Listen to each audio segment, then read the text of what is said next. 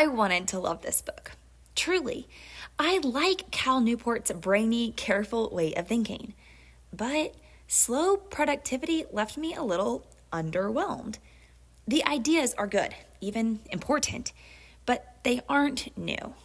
If you've read books like Essentialism or The Dip, much of this will feel like deja vu.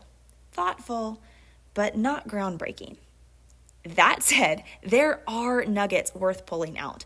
Newport makes a strong case that knowledge work, the kind most of us do behind screens, is unique because it has no natural season. You can work around the clock, and many of us feel like we should. His reminder to slow down, focus on fewer things, and obsess over quality is worth revisiting, even if the delivery wasn't my favorite. What resonated with me most wasn't the originality of the ideas, but the reminder of why knowledge work feels so slippery. Why Newport's call to slow down is easier said than done. It really brought home how different it is to track progress when the results aren't visible, when there's no finished product to point toward. My dad's a craftsman, and when he builds something, it's obvious he's been at work. Sawdust in his hair, sweat on his back, maybe a cut or two from the day. And by evening, there's something solid to show for it. A deck, a cabinet, a room transformed. You can see his progress with your eyes and trace it with your hands. My husband works just as hard, though it looks nothing like building or creating. His days are a balancing act of projects, people, and fires that never stop burning. Deadlines are met, decisions are made, problems are solved, but there's no sawdust, no splinters, no final product to step back and admire. Progress exists, but it's quiet, invisible, measured only in emails sent, meetings survived, and crises averted, day after day. The contrast between their two occupations is striking. One ends the day with a visible harvest. The other ends it with loose ends. That's the strange thing about modern work. We labor just as intensely as generations before us, but often with nothing tangible to hold. Knowledge work doesn't offer the same sense of completion. The progress is subtle, slow, and mostly invisible. Without clear seasons of effort and rest, the work never really feels done. That's why Newport's message hits home. He pushes back against the temptation to measure progress by how much you've done, instead urging us to look at whether the work we choose is truly meaningful. He suggests finding a more natural pace, building in seasons of focus and seasons of rest, instead of treating every day like a sprint. And he argues that quality, careful, deliberate work, will always matter more than sheer volume. I'll be honest, I have not done this well. If you looked at my calendar over the past 2 years, you'd either laugh or call me a hypocrite. And you'd be right. Wes and I have been grinding through a season that's left little room to breathe. So I'm not sharing this as someone who's nailed it. I'm just passing along what I'm slowly learning, sometimes the hard way. Without intentionally stopping, the work will never stop for you. One of the book's meaningful ideas is Newport's reminder that overnight success is mostly a myth. The stories we tell about achievement often skip the middle, the long, quiet stretch where the real work happens. We see the book release, the breakthrough, the polished final result.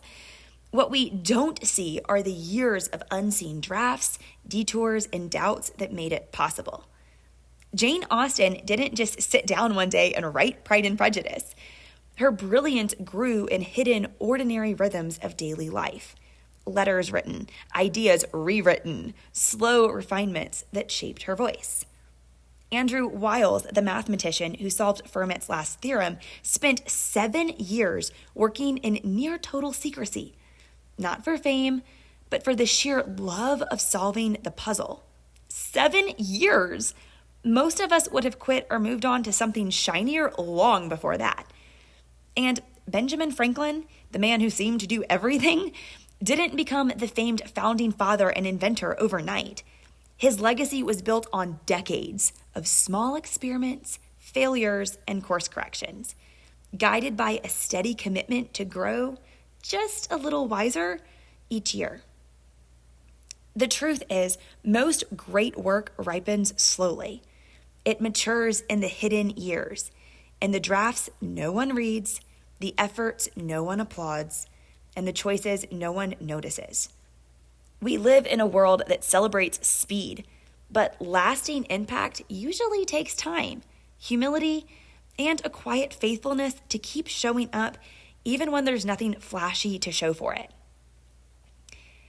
After reading Slow Productivity, a few ideas really struck me, the kind that circle back during quiet moments or long drives. And just to be clear, I'm not sharing these as someone who's perfected them. Not even close. I'm more like a classmate, just passing along the notes I scribbled from today's lecture, hoping they might help you too. Here are the lessons I'm carrying with me for now, the ones I'm trying to practice in real time, even if imperfectly. First, prune. Cut what doesn't matter so you can focus on what does. I'm still learning to do this without guilt, without feeling like I'm letting people down when I say no. But pruning is what makes growth possible. Second, build breathing room. Creativity and clarity don't come from constant motion. They come when we make space to think. I'm realizing that reflection isn't a luxury, it's oxygen. Third, play the long game. If Austin, Wiles, and Franklin took years, sometimes decades, to create their best work, it's okay if ours takes time too. Progress built slowly tends to last. And finally, think decades, not days. Bill Gates is widely credited with saying, most people overestimate what they can achieve in a year and underestimate what they can achieve in 10 years. That line hits home for me.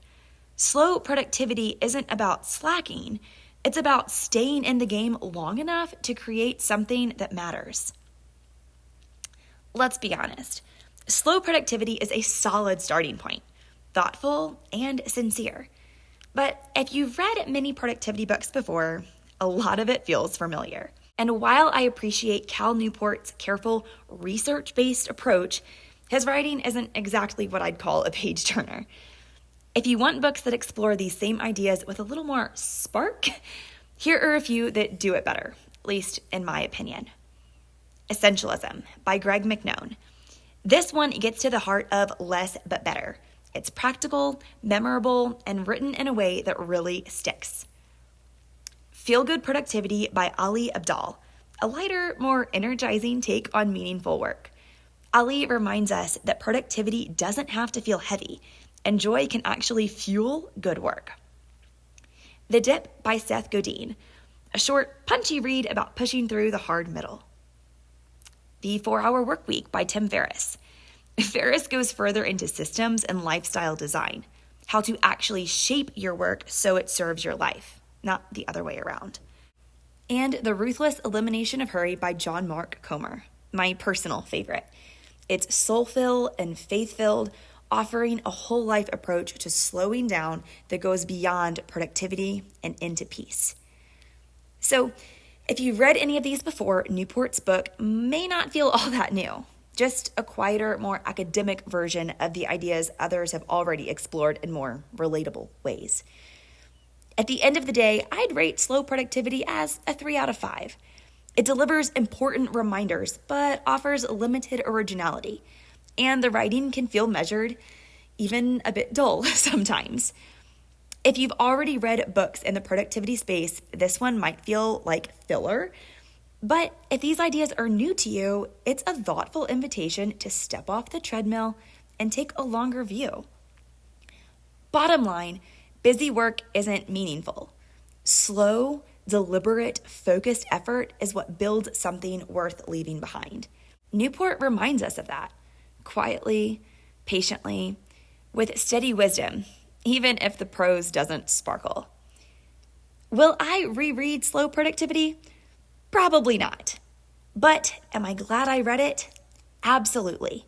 for the gentle nudge to slow down and remember that not every hour needs to be filled. If you're teetering on the edge of burnout or just tired of feeling busy but behind, this book might be the reset you need. As for me, I'll be pruning my to-do list, taking a deep breath, and choosing a slower, steadier rhythm. That's all for now. Take care, stay curious, and I'll see you next time.